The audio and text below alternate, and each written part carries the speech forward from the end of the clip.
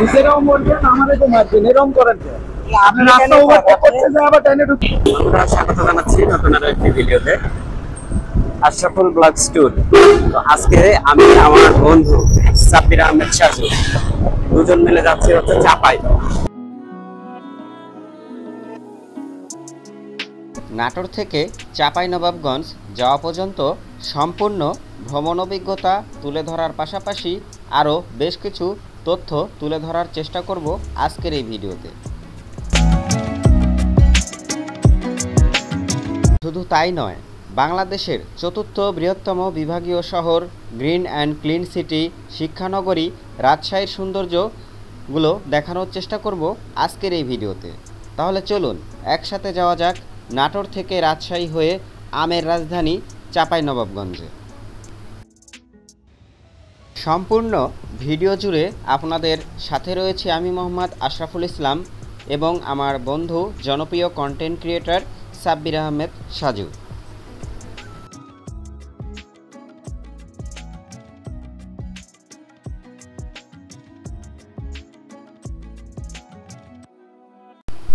নাটোর শহর থেকে চাঁপাইনবাবগঞ্জের দূরত্ব 113 কিলোমিটার। এই জার্নিতে আজকে আমরা কাভার করব 113 কিলোমিটার। দেখা যাক এই 113 কিলোমিটার কাভার করতে আমাদের কেমন সময় লাগে। নাটোর জেলাকে বাই বাই জানিয়ে আমরা প্রবেশ করছি বিভাগীয় শহর রাজশাহী জেলার দিকে।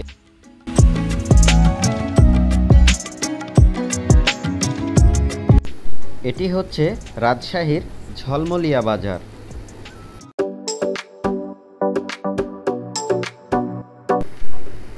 আমরা এখন প্রবেশ করছি পুঠিয়া বাজারে।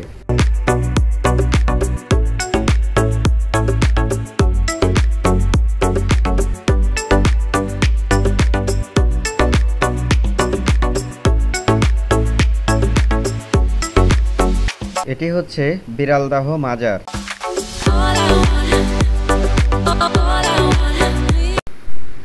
এই স্থানটি হচ্ছে রাজশাহীর বানেশ্বর বাজার।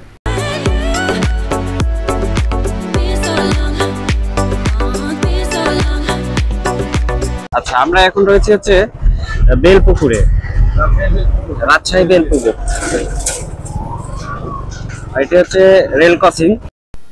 এই জায়গাটির নাম হচ্ছে রাজশাহীর কাপাসিয়া।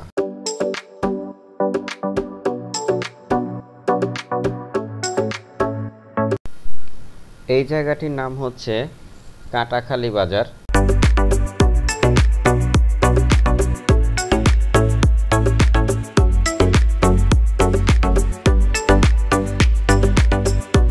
বাংলাদেশের সবচেয়ে সুন্দর ও পরিষ্কার পরিচ্ছন্ন নগরী রাজশাহী।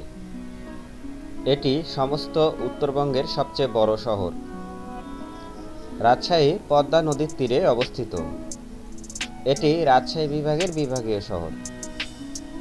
বর্তমানে বাংলাদেশের অন্যতম সুন্দর শহরের পাশাপাশি silk city, green city, clean city ও শিক্ষানগরী রাজশাহী। বাংলাদেশের শহরগুলোর মধ্যে সবচেয়ে কম বায়ু দূষণের শহর রাজশাহী। রাজশাহী শহরে অসংখ্য শিক্ষা প্রতিষ্ঠান রয়েছে, যাদের অনেকগুলির খ্যাতি দেশের গণ্ডি ছাড়িয়ে বিদেশেও ছড়িয়ে পড়েছে। এর মধ্যে বাংলাদেশের দ্বিতীয় বৃহত্তম বিশ্ববিদ্যালয় রাজশাহী বিশ্ববিদ্যালয় ও দেশের সেরা রাজশাহী কলেজ এ শহরেই অবস্থিত।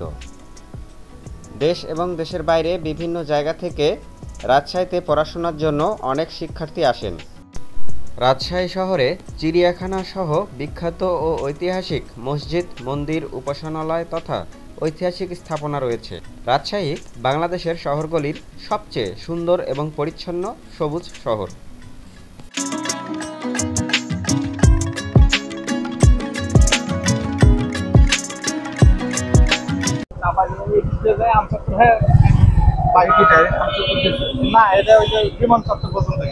এটাই হচ্ছে বিমান চত্বর। তো আঙ্কেল তো আমাদেরকে বললো বাম সাইড দিয়ে যেতে হবে। তারপরেও আমরা এখানে একটু যারা আসলে চিনে তাদেরকে আমরা আসলে জিজ্ঞেস করে নিব যে আমরা।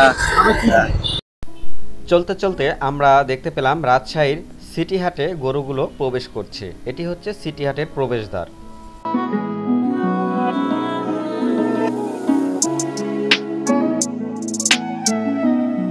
রাজশাহীর সিটি হাট পেছনে ফেলে আমরা এখন রওনা দিলাম গোদাগাড়ির উদ্দেশ্যে।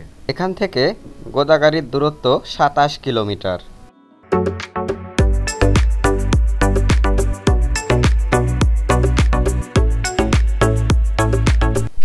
অবশেষে আমরা পৌঁছে গেলাম রাজশাহীর গোদাগাড়িতে। এখন আমরা গোদাগাড়ি থেকে রওনা করলাম সরাসরি চাঁপাইনবাবগঞ্জের শিবগঞ্জের উদ্দেশ্যে।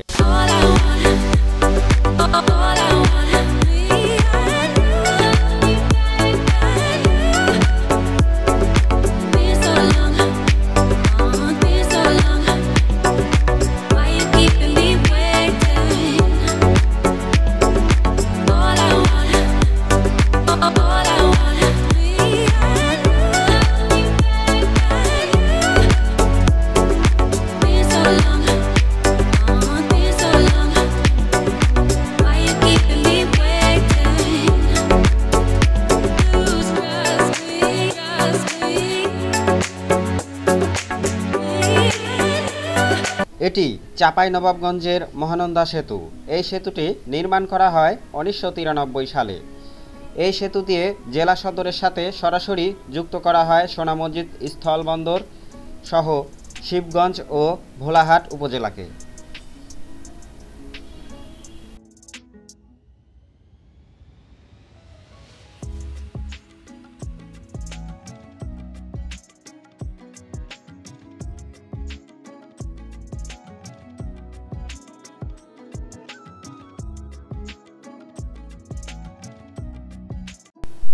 চাঁপাইনবাবগঞ্জ বাংলাদেশের উত্তর পশ্চিমাঞ্চলের রাজশাহী বিভাগের একটি প্রশাসনিক অঞ্চল। 1984 সালে এটি একক জেলা হিসেবে আত্মপ্রকাশ করে। অনেকে চাঁপাইনবাবগঞ্জ জেলাকে আমের শহর বা আমের দেশ বলেও জানে।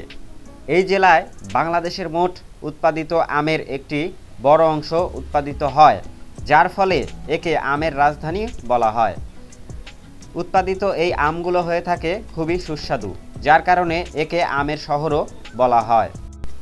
নাটোর থেকে রাজশাহী হয়ে 113 কিলোমিটার পথ অতিক্রম করে আমরা পৌঁছে গেলাম চাঁপাইনবাবগঞ্জ জেলার শিবগঞ্জ উপজেলার সতরাজিতপুর বাজারে। আজকের ব্লগটি এখানে শেষ করছি। দেখা হচ্ছে নতুন কোনো এক ব্লগ ভিডিওতে। সে পর্যন্ত সবাই সুস্থ থাকবেন, ভালো থাকবেন। আল্লাহ হাফেজ।